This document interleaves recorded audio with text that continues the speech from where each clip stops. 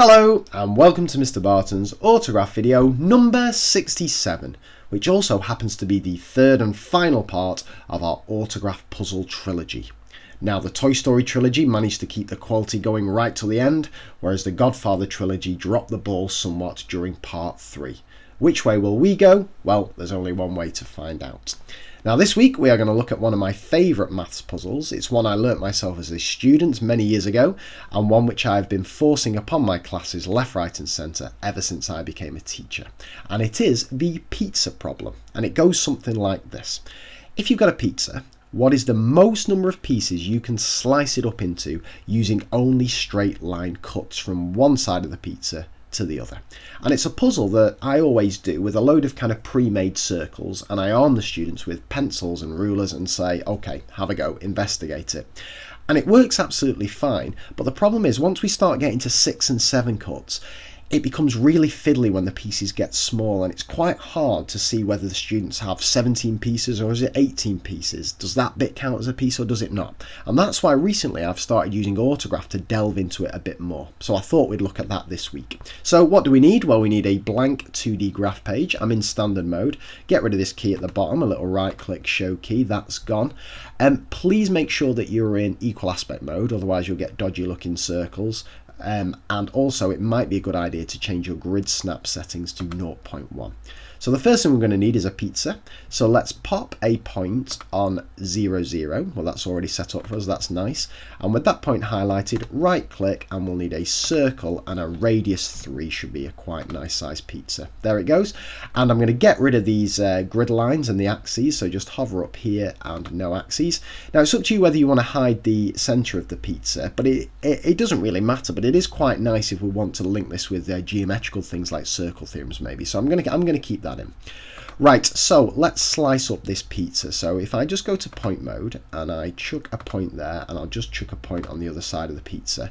I'm in whiteboard mode, so I'm just going to click randomly outside the graph area just to deselect everything, and then I'm going to select that point, and I'm going to select that point.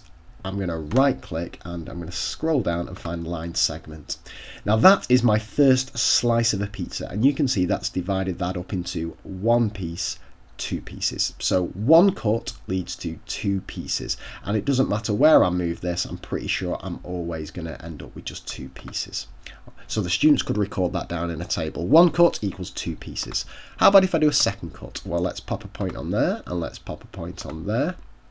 And if I do my same thing, highlight that point, right click and do a little line segment.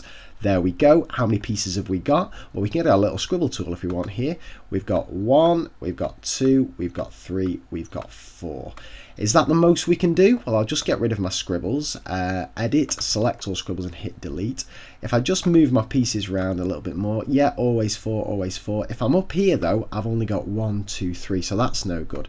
So I think I could record in my table that if I have 2 cuts, I can make 4 pieces of pizza.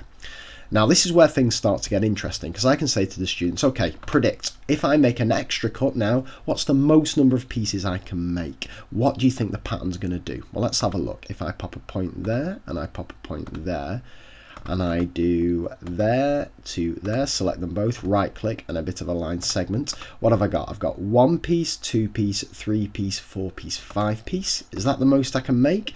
Now with pen and paper, students would have to maybe rub out some lines here, but with Autograph I can just drag this cut around.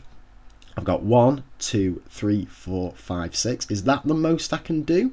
What happens if I do something like this? Well, now I've got 1, 2, 3, 4, 5, 6, 7. Is that the most I can do? Is it possible to get up to 8?